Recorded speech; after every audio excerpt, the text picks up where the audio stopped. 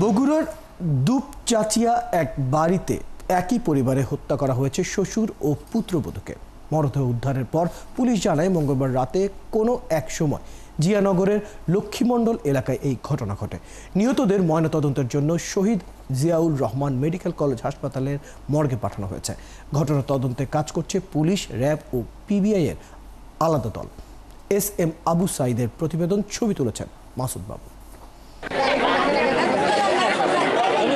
মাটির ঘরে হাত পা বাঁধা দুই নিথর মরদেহ পড়ে আছে। স্বজনদের গগন বিদারী আর্তনাদ ভারী হয়ে উঠছে চারপাশের পরিবেশ।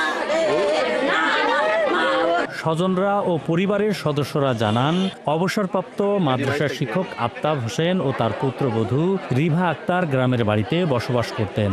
রিভার স্বামী শাহজাহান থাকতেন সৌদি আরবে।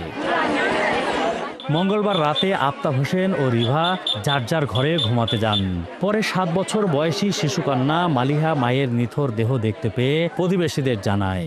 পরে পুলিশ মরদেহ উদ্ধার করে।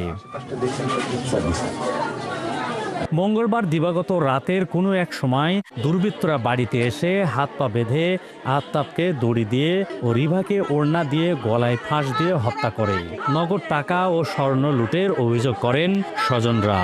প্রথম জীবনে শিক্ষকতা করেছেন একটা মাদ্রাসাতে, তারপরে ইনি কৃষক মানুষ, কৃষি নিয়ে সবসময় ব্যস্ত থাকতেন।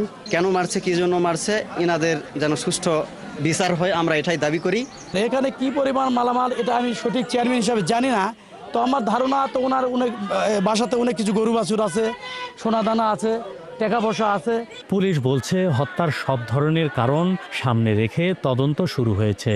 প্রাথমিকভাবে যদি বলতে যাই, ঘটনাটা হয়তোবা দস্যুতার কোনো ঘটনা এরকম ঘটে থাকতে পারে বলে মনে হচ্ছে, যতটুকু আমাদের কাছে ইনফরমেশন। কিন্তু আমরা একেবারে শিওর না ব্যাপারগুলো নিয়ে।